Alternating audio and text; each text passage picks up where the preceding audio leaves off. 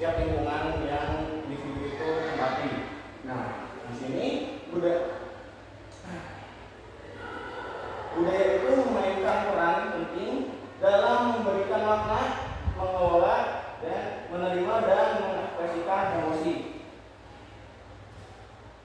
Lalu William James juga menggambarkan emosi itu sebagai hasil dari respon perilaku terhadap stimulus tertentu. Sebagai contoh, kita melihat seekor beruang yang menakutkan akan memicu respon kita untuk lari dan perubahan fisik yang diinterpretasikan sebagai emosi takut. Lalu kontrol emosi juga dipengaruhi oleh faktor budaya. Contohnya dalam budaya Jepang, konsep amae merupakan konsep menggambarkan hubungan yang saling ketergantungan antara individu satu dan individu yang lainnya juga. Nah, teori emosi lintas budaya ini menunjukkan bahwa ekspresi emosi itu bervariasi, lebih berdasarkan pada fungsi dan dimensi individualisme versus kolektivisme daripada faktor seperti ras ataupun bangsa. Mungkin next.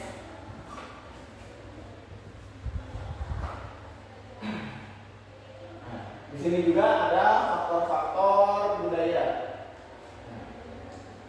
Emosi adalah sebuah fenomena yang rumit dan dipengaruhi oleh aspek kebudayaan. Memahami variasi budaya dalam ekspresi emosi dapat diperbaiki komunikasi dan interaksi antar budayanya. Emosi melibatkan respon kompleks yang melibatkan aspek fisik, kognitif, dan perilaku seseorang. Perbedaan budaya tercermin dengan cara mengekspresikannya, lalu memahami dan mengelola emosi mereka juga. Nah, di sini terdapat perbedaan budaya dalam cara orang mengekspresikan, memahami serta mengelola emosinya. Faktor-faktor budaya yang dapat mempengaruhi emosi itu antaranya nilai-nilai budaya. Nilai-nilai budaya ini dapat menentukan emosi mana yang dianggap pantas ataupun tidak pantas dalam situasi tertentu. Lalu norma sosial. Nah, norma sosial ini dapat menentukan cara orang mengekspresikan emosinya. Lalu yang terakhir ada bahasa. Bahasa dapat mempengaruhi cara orang memahami dan mengelola emosinya. Mungkin penjelasan yang dapat saya sampaikan ini cukup sekian. Selanjutnya akan dilanjutkan oleh rekan saya.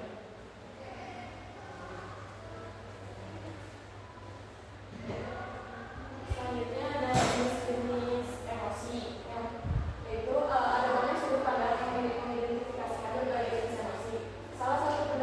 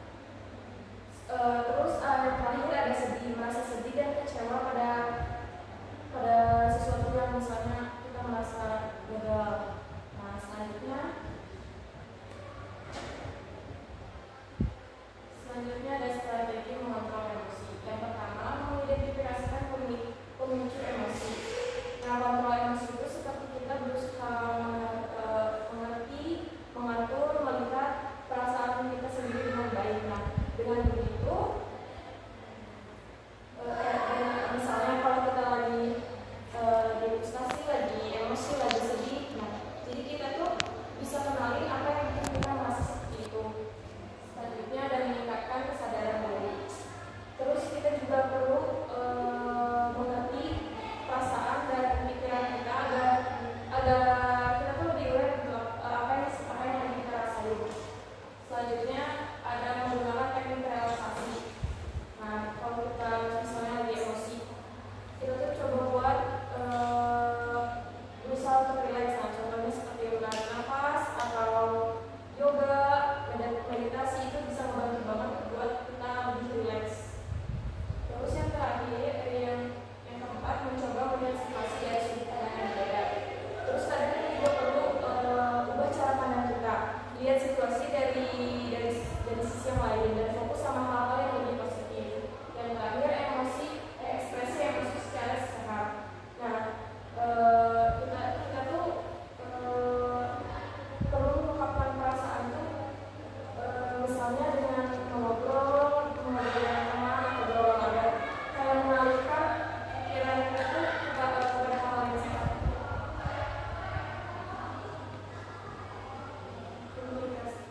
Implikasi dari pembahasan ini yaitu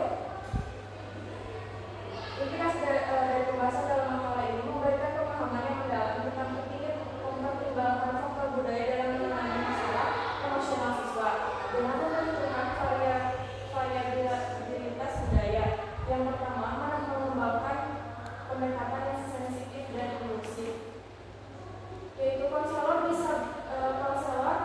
belajar cara baru yang lebih peduli kepada semua orang ketika membantu. Contohnya saat ada masalah antar teman di sekolah, mereka bisa lebih paham cara budaya mengenali cara orang menyelesaikan masalah. Lalu yang kedua, menjaga sensitivitas budaya dalam proses konseling.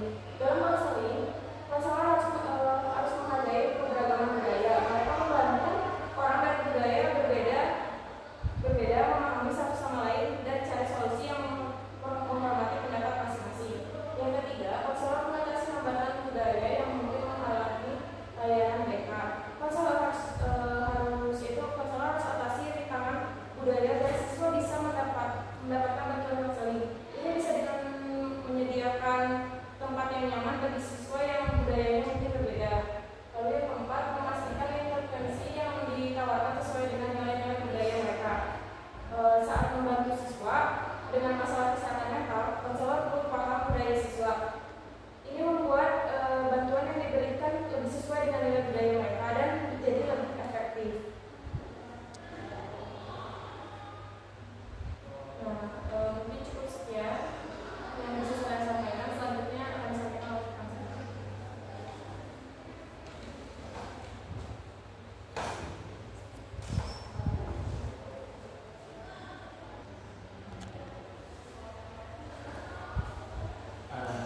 Baik, teman-teman, setelah tadi kita sudah mendengarkan materi-materi mengenai emosi budaya. Nah, di sini ada contoh kasus yang ingin kita tampilkan sebentar. Mungkin kita akan tampilkan dulu videonya.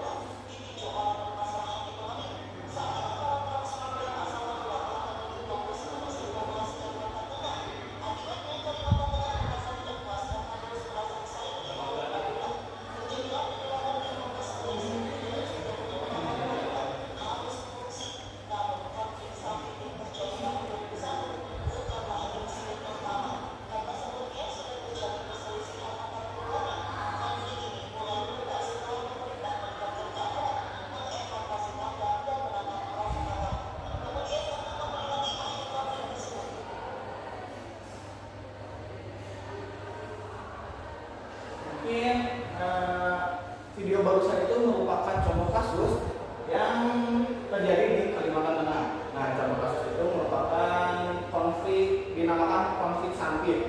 Nah, konflik Sampit ini merupakan kejadian kerusuhan antar etnis yang terjadi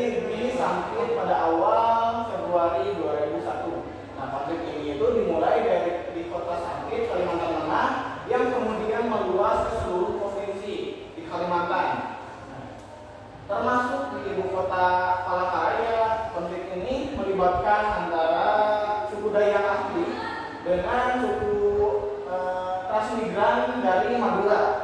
Nah, pada saat itu para transmigran asal Madura ini telah membentuk 21 populasi di Kalimantan Tengah. Akibatnya, warga asli Kalimantan tersebut merasa tidak puas karena terus merasa disaingi oleh suku Madura. Karena adanya permasalahan ekonomi juga pada saat itu, maka mengakibatkan terjadinya kerusuhan antar suku Madura dengan suku Dayak asli yang mengakibatkan sekitar 1.335 orang Madura harus mengungsi. Mungkin cukup sekian dari studi kasus yang dapat kami sampaikan. Next.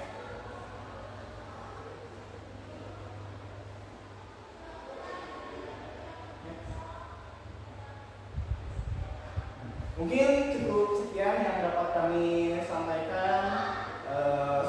Semoga bermanfaat bagi teman-teman yang menyimak. Mohon maaf juga apabila ada kesalahan dalam penyampaian materi ataupun salah-salah kata. Jika ada yang ingin ditanyakan atau ingin didiskusikan, boleh di kolom